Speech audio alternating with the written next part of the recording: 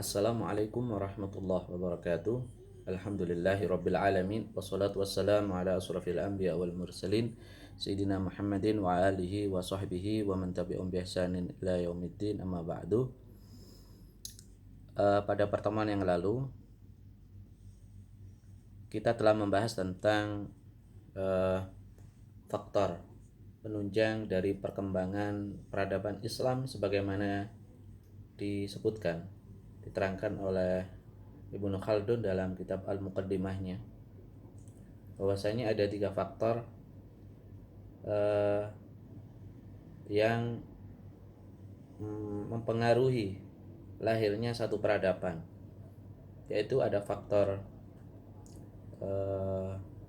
politik dan militer, kemudian ada faktor sosial, dan yang ketiga ada faktor ilmu. Jadi dalam satu peradaban, khususnya yang kita bahas adalah peradaban Islam, maka ada di dalamnya perkembangan atau dinamika ilmu pengetahuan, dinamika konsep-konsep sosial masyarakat, dan dinamika politik dan militer. Ya.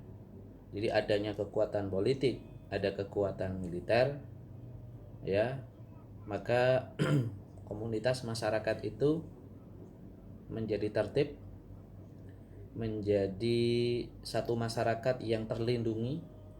Nah, jika demikian, maka satu masyarakat yang di dalamnya terbangun peradaban, maka bisa melakukan pengembangan, peningkatan ilmu pengetahuan, sehingga menghasilkan para ilmuannya, menghasilkan temuan-temuan sains, temuan-temuan ilmu, temuan-temuan teknologi. Ya. Ketika di Andalusia dan ketika zaman Abbasiyah begitu, itu para cendekiawannya, para saintisnya berkumpul membentuk satu komunitas. Ya. Misalnya di Baitul Hikmah pada zaman Khalifah Abbasiyah, itu merupakan perpustakaan, tapi juga di dalamnya ada pusat riset dan teknologi. Ada pusat berkumpulnya para ahli ilmu pengetahuan untuk membahas persoalan-persoalan astronomi, membahas fisika, membahas ilmu-ilmu kedokteran di situ. Sehingga dari perkumpulan-perkumpulan ini, maka mereka menghasilkan satu produk-produk ilmu pengetahuan yang bermanfaat untuk kehidupan masyarakat. Jadi sebetulnya apa yang bisa disimpulkan di sini? Yang bisa disimpulkan di sini adalah saya ingin mengatakan bahwa dalam mengkaji sejarah peradaban Islam, maka perlu mengulas aspek-aspek sejarah dengan menumpukan, mengasaskan pada pengembangan ilmu pengetahuan pada masa silam. Jadi bagaimana perkembangan ilmu pengetahuan pada zaman sahabat misalnya, bagaimana lahirnya ilmu fikih, bagaimana lahirnya ilmu tasawuf, bagaimana lahirnya ilmu hadis, bagaimana lahirnya ilmu tafsir. Ini perlu diulas dari aspek sejarahnya, siapa tokohnya, kemudian pencetusnya siapa.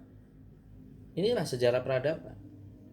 Jadi sejarah peradaban Islam itu tidak sekedar membahas peralihan kekuasaan dari raja satu ke raja yang lain, kemudian dari masa khalifah satu ke khalifah yang lain, tidak sekedar dinamika politik, tidak sekedar dinamika militer, peperangan, dan lain sebagainya.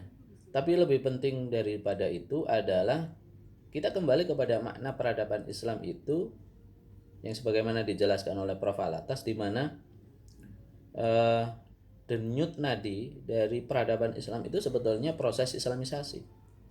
Nah, berarti pengkajian sejarah peradaban Islam itu perlu berangkat dari frame yang seperti ini, kerangka berpikir ini. Maka kita mengkaji sejarah peradaban Islam, kita mengkaji bagaimana perkembangan proses pengislaman di berbagai wilayah di dunia Islam pada masa silam. Ya. Bagaimana pengislaman di Persia, pengislaman di Asia Tengah, di Afrika atau di Eropa Timur begitu. Ini adalah bagian dari pengkajian sejarah peradaban Islam. Nah, di situ kita juga membahas bagaimana perkembangan ilmu pengetahuannya, ya, bagaimana perkembangan pemikiran pada masa itu, ya. Karena itu di sini ya, dalam membaca sejarah Islam dari perspektif peradaban dengan makna peradaban tadi itu, kita ada skemanya, ya. Skemanya yang pertama, pengkajian sejarah peradaban Islam itu berarti membaca, memahami konsep-konsep yang dikembangkan oleh konsep-konsep dasar Islam yang dikembangkan oleh para ulamanya, para cendekiawannya pada masa silam. Jadi bagaimana konsep alam misalnya, konsep manusia, ya, pada masa Ibnu Isina, kemudian ya, konsep alam, konsep manusia menurut Imam Al-Ghazali dan lain sebagainya. Ini maksudnya dalam arti bahwasanya ada ulasan-ulasan berdasarkan zaman, ulasan-ulasan tentang konsep-konsep dasar Islam menurut para ulama, menurut para ilmuwannya, berdasarkan zaman, berdasarkan pada masa begitu, ya. Bagaimana pada masa Abbasiyah pemahaman para cendekiawannya itu tentang konsep alam misalnya. Bagaimana pada budaya ilmu di Andalusia, di mana mereka membahas konsep-konsep metafisika misalnya begitu. Bagaimana perkembangan falsafah di Andalusia, siapa tokohnya, apa teorinya, bagaimana konsep-konsep mereka di masa itu. Nah, ini adalah pengkajian sejarah peradaban Islam begitu. Juga skema yang kedua adalah memahami kondisi umat Islam. Jadi bagaimana kondisi umat Islam di Andalusia sejak pertama kali Islam masuk, kemudian berjaya di sana, kemudian menjelang keruntuhan, ya. Bagaimana masalah yang dihadapi, kemudian apa jawaban para cendekiawannya, apa jawaban para ulamanya ketika menghadapi satu persoalan, ya, ketika menghadapi persoalan sains misalnya.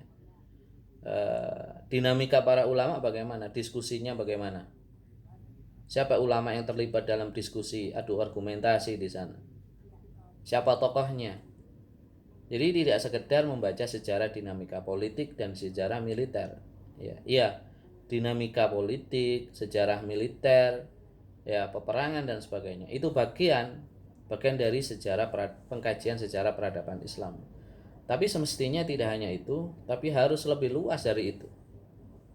Jadi yang ingin saya sampaikan adalah dalam membaca sejarah peradaban Islam, cakupannya harus lebih luas, tidak sekedar membahas peralihan kekuasaan dan politik atau militer, peperangan dan sebagainya, tapi lebih luas dari itu membahas kondisi-kondisi, memahami masalah-masalah yang dihadapi umat Islam pada masa itu, tiap masa. Bagaimana umat Islam pada masa sahabat, kemudian pada masa Umayyah, pada masa Abbasiyah, kemudian di Andalusia, persoalan apa yang muncul di sana, kemudian apa jawaban ulama-ulamanya terhadap persoalan-persoalan itu.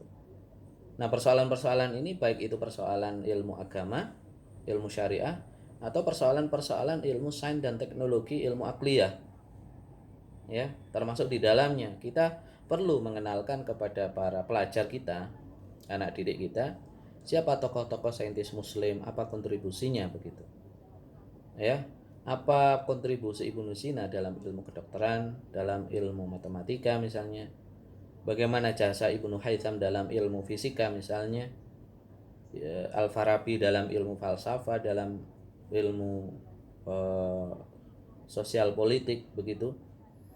Ini harus dikenalkan tokoh-tokohnya, ya, sekaligus juga teori-teorinya. Jadi ada semacam sejarah pemikiran juga.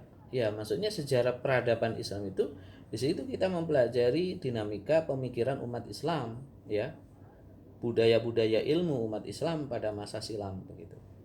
Ini penting kita ajarkan dengan frame seperti ini, kerangka seperti ini, sehingga kita memahami Islam itu lebih luas, tidak sesempit yang mengurusi hal-hal yang perebutan kekuasaan, militer dan sebagainya. Tapi lebih luas dari itu, Islam itu juga punya jasa besar dan mengurusi ilmu pengetahuan pada masanya, dan itu menjadi pemantik bangkitnya peradaban manusia, ya, dimana pada masa itu kita umat Islam mengalami kejayaan.